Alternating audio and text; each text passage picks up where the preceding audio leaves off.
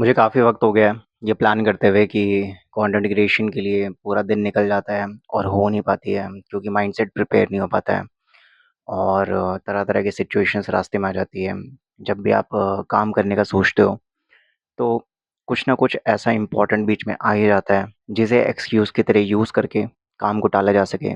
वो काम जो आप करना चाहते हो, वो काम जो एक्चुअल में उस पहले स्टेप वाली वॉल को क्रॉस करने के लिए आपको थोड़ा-सा ऊपर उठाएगा। ये प्लानिंग करते-करते और फिर जो हमने प्लान किया है, उसे एग्ज़ीक्यूट करते-करते दिन निकल जाते हैं, हफ़्ते निकल जाते हैं, महीने निकल जाते हैं और हमें पता नहीं चलता कि हमारा कितना वक़्त निकल गया है। और इतने सारे अटेम्प्ट्स और फेलियर के बाद जो चीज़ मुझे समझ में आई है वो ये है कि एक्चुअल में हमारी सारी प्लानिंग, शेड्यूलिंग, ओवरथिंकिंग सब वेस्ट है।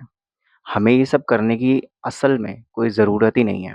हाँ, हम डेफ़िनेटली अ, प्लानिंग का, शेड्यूलिंग का, माइंड मैपिंग का, ब्रेनस्टॉर्मिंग का एडवांटेज ले सकते हैं, अगर हमारे ऑलरेडी सिस्टम्स और प्रोसेसेस इनलाइन्ड हैं। हम ऑलरेडी डिसिप्लिन्ड हैं और हमें पता है हमें अगला स्टेप क्या उठाना है और हम ऑलरेडी उससे फ़ैमिलियर हैं। वो हमारे लिए कोई स्कैरी स्टेप नहीं है, जो लेने से हम डर रहे हैं और जो लेने की हिम्मत, विल पावर हमारे अंदर है ही नहीं। बेसिकली जिसका हमारे पास एक्सपीरियंस नहीं है। हमने अपने दिमाग को ऐसा कोई एविडेंस नहीं दिया है कि हम ये चीज़ कर सकते हैं।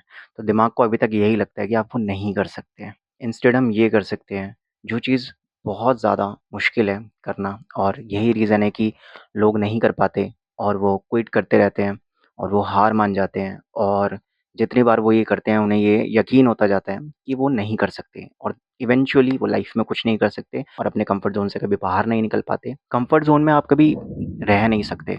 अगर आप स्टैग्नेंट ही रहना चूज़ करते हो, तो फिर फ्लो आपको पीछे की तरफ खुद लेके चला जाएगा।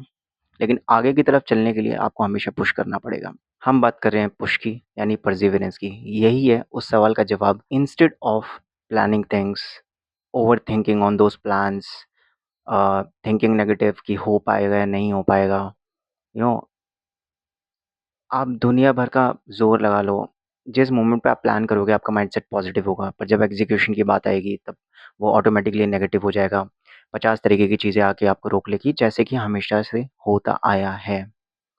Instead it is very simple what we need to do, but of course not easy and that is perseverance. आप प्लान करने की जगह, कल के बारे में सोचने की जगह, हमें सिर्फ़ एक चीज़ करनी है, हमारा प्रेज़ेंट मोमेंट जो पूरी तरीके से हमारे ही कंट्रोल में है। कल के बारे में सोचने की जगह आज, अभी, इस वक़्त आप क्या कर सकते हो? फॉर एग्ज़ाम्पल आप प्रेज़ेंट मोमेंट पे बैठे हो और आपकी लिस्ट में से आपको किसी भी काम को ख़त्म करना है, उसे कर लो। फिर उस काम को ख़त्म करने के बाद वापस से आप प्रेज़ेंट मोमेंट में होगे। अब आपको क्या काम करना है? आपको जो भी काम उस मोमेंट पे सबसे ज़्यादा इम्पोर्टेंट लगता है, अर्जेंट लगता है, आप उसे कर लो।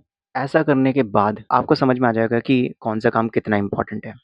द मोमेंट आप इस लूप से बाहर निकलते हो, आपके पास वापस से प्रेज़ेंट मोमेंट होगा। प्रेज़ेंट की सबसे बड़ी ख़ासियत ये है कि वो हमेशा आपके पास होगा, आपके कंट्रोल में होगा।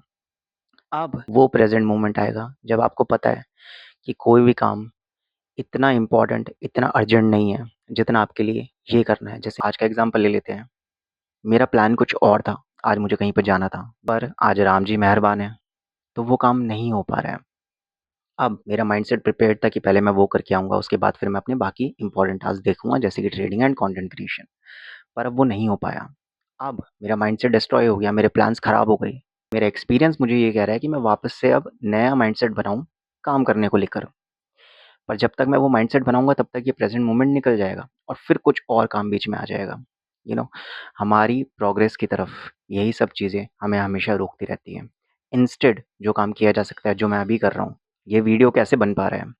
बिकॉज़ यहाँ पर मैंने एक नया फ़ैसला लिया, एक नई चॉइस ली, अपना पूरा माइंडसेट ही बदल दिया एंड दैट इज़ परसिवरेंस जो मैं इस वक़्त कर रहा हूँ। So instead of planning, creating that mindset, overthinking, I shut it all और सिर्फ़ एक चीज़ पे focus that is my present moment.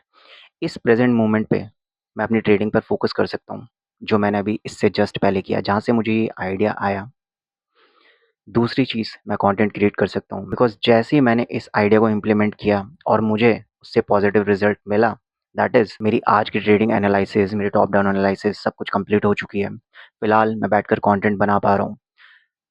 Result, मेरे पास रिज़ल्ट है। इंस्टेड अगर मैंने इसकी जगह बैठकर ओवरथिंकिंग करी होती, अपना माइंडसेट बनाने की कोशिश करी होती, वापस से शेड्यूल बनाने की कोशिश करी होती और चीज़ों को परफेक्ट होते देखने के सपने सजाए होते, तो मैं अभी तक भी वही कर रहा होता। जो मैं असल में करना चाहता हूँ, जो असल में मेरी ज़िंदगी को आगे बढ़ाएगा, जो असल में मुझे उस वॉल को क्लाइंब कराने में स्टेप्स मदद करवाएँगे, वो मैंने कभी लिए ही नहीं होते। पर फिलहाल मैं ले पा रहा हूँ। ये कोई सक्सेसफुल चेक पॉइंट नहीं है। अगेन ये सिर्फ़ एक रैप है। आपने अपने दिमाग को ट्रेन कर लिया है रेगुलर बेसिस पे पर्सिवियर करते रहने के लिए। अगर हम ऐसा कर पाते हैं, तो हम जिस भी चीज़ को करना चाहते हैं अपनी लाइफ में वो इनएविटेबल है, वो होनी ही होनी है। पर इंस्टेड हम फ्यूचर पे बात टालते जाते हैं, जो हमें प्रेज़ेंट मोमेंट पे करना चाहिए था वो हम कभी कर ही नहीं पाते। क्योंकि वो फ्यूचर हमेशा फ्यूचर में ही रह जाता है और हमारा प्रेज़ेंट मोमेंट हमेशा निकलता जाता है। सो इंस्टेड हमें सिर्फ़ एक चीज़ करनी है, दैट इज़ पर्सिवियर। उस प्रेज़ेंट मोमेंट को निकलने मत दो और अगर हम उसको लेके प्रोक्रेस्टिनेट कर रहे हैं, तो येस समझ जाओ कि उससे ज़्यादा अर्जेंट कोई टास्क नहीं है और हमें बिना किसी भी तरीके की ओवरथिंकिंग करे, बिना डरे उस काम को पर्सिवियर करना है। क्योंकि डर की सबसे बड़ी ख़ासियत पता है क्या है? वो सिर्फ़ तब तक डराएगा जब तक तुम उसे अपनी पीठ दिखाकर भाग रहे हो। द मोमेंट तुम पलट गए, वो गायब हो जाएगा।